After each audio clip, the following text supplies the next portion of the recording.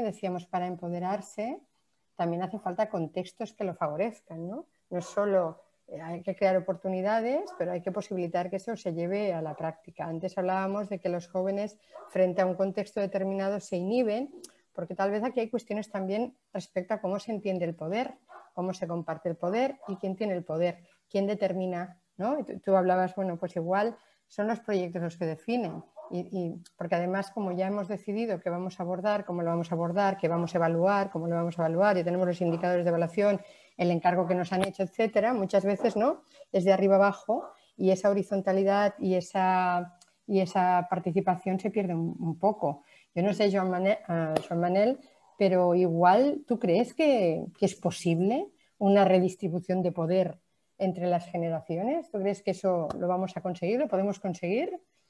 Es una buena pregunta para un filósofo, ¿eh? Gracias. Bueno, o para un político, que uno también cometió ese pecado en su momento. Antes que nada, gracias también porque al querer contestar la pregunta primero nos distrajimos de esta norma elemental de decir a la organización esta confianza me honra y agradezco poder participar en un seminario para el que no tengo los instrumentos óptimos o muy buenos que tienen mis dos compañeros de mesa, Fina y Miguel, que o bien por el arraigo en el trabajo social o bien por el estudio sistemático pueden estar más cerca del objetivo del seminario. A mí como profesor de filosofía me convidáis, ya sé, para que intente dar una perspectiva filosófica y eso tiene una ventaja y una desventaja. La desventaja es el alejamiento del objeto concreto. La ventaja puede ser una perspectiva que pueda eventualmente aportar un rayo de luz en un sentido distinto al del debate habitual. Bien, por entrar en materia. La palabra empoderamiento. A ver, los filósofos sabéis que tenemos una especial obsesión, sobre todo a partir de Wittgenstein, con el uso del lenguaje. Empoderamiento era hace 20 o 30 años un palabro, que decía que era un neologismo. Hoy ya es una palabra de uso y hay que aceptarla. ¿Qué quiere decir empoderamiento? Quiere decir adquisición de poder. La cuestión es de qué poder hablamos. Porque si hablamos del poder que podríamos llamar en una palabra sociopolítico, también económico sociopolítico, estamos en una cuestión que es especialmente difícil, puesto que ya no es que los jóvenes estén lejos del poder económico sociopolítico, es que lo están todas las generaciones. Es que se ha producido una ruptura del pacto democrático que está situando el poder real de la vida económica, social y política en unos parajes a los que no tenemos acceso la mayoría de todas las edades. Esa es una cuestión que de momento dejo aparcada, para decir que otro sentido de la palabra empoderamiento es el empoderamiento de sí mismo. Es decir, filosóficamente hablando, creo que puede decirse que una óptima interpretación de la palabra empoderamiento para los jóvenes es que tengan poder sobre su propia vida. Al final de la intervención de Miguel ha hablado del concepto que yo quería precisamente poner aquí también en circulación, tomándolo de un ilustre filósofo que abrió las puertas al pensamiento moderno, que es Kant, que es la palabra autonomía. Creo que empoderar a los jóvenes es que consigan real autonomía, y digo real subrayado, sobre su propia vida. ¿Qué decía Kant? Decía Kant que el ser libre se mueve en el reino de los fines y que lo que te da autonomía es ser capaz de definir tus propios fines y tener los medios para alcanzarlos. Salir, decía Kant, de la culpable minoría de edad. Él lo refería a la civilización, a la sociedad, pero eso se puede reducir también a escala individual. Todos tenemos una minoría de edad de la que no somos responsables, se nos pone en el mundo con las limitaciones que todos conocemos de niños y niñas y tenemos que empezar un aprendizaje que además, buena noticia para los jóvenes, no solo a ellos les cuesta ese aprendizaje, nos cuesta a todos. Voy a recordar unos versos brevísimos de la gran cuentista y poetisa Gloria Fuertes, muerta hace pocos años, que dijo muy brevemente: justo antes de morir aprendemos a vivir. Y toda la vida estamos en un aprendizaje, los jóvenes tienen ese aprendizaje más lento si quieren, con objetivos más difíciles de conseguir por falta de años y de experiencia, pero en realidad nunca acabamos de tener ese aprendizaje completo que sería también la plena autonomía. La pregunta entonces sería si damos a la palabra empoderamiento de sí mismo el concepto clásico y básico de autonomía, ¿qué es lo que nos obstaculiza eso especialmente? Es decir, lo que dificulta nuestro aprendizaje. Aquí se han dicho ya cosas que suscribo muy bien. está claro que las dificultades, aunque no deban ser nunca programadas, incluso no deban ser deseadas, resulta que son positivas para determinados fortalecimientos, por así decir, de la personalidad. Decía Fina que los más vulnerables tienen menos miedo a la autonomía y que en cambio los que han tenido mucha protección les da al menos pereza ser autónomos, y que hay una instalación en la dependencia. Bien, precisamente un obstáculo fundamental al crecimiento autónomo es el obstáculo del paternalismo familiar. Sé que hay, como ha dicho Fina también en su momento, muchas juventudes distintas, pero hay una parte de la juventud que está sobreprotegida durante demasiado tiempo y eso sin duda perjudica su proceso autónomo.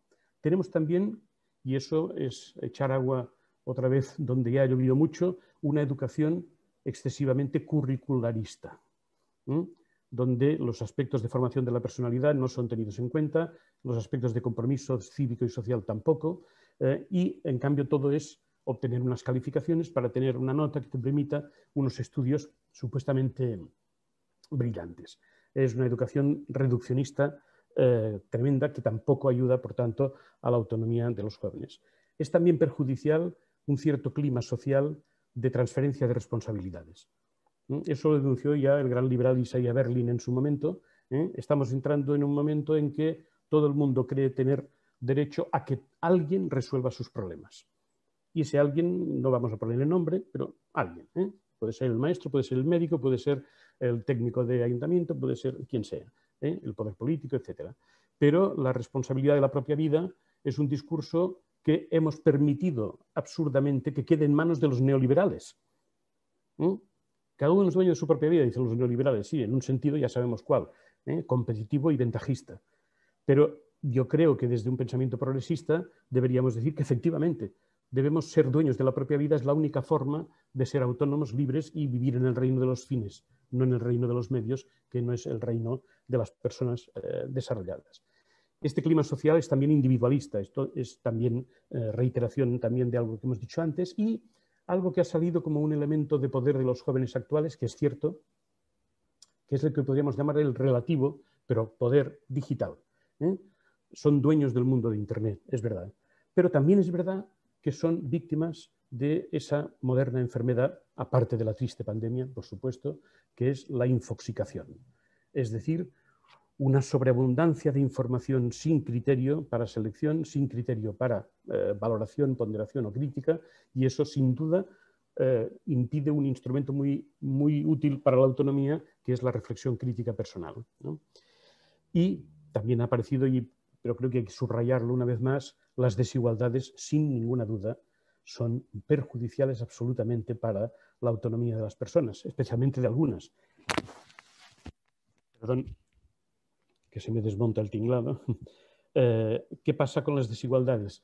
Pues que introducen una enfermedad muy triste en las personas, que es la vivencia de la injusticia.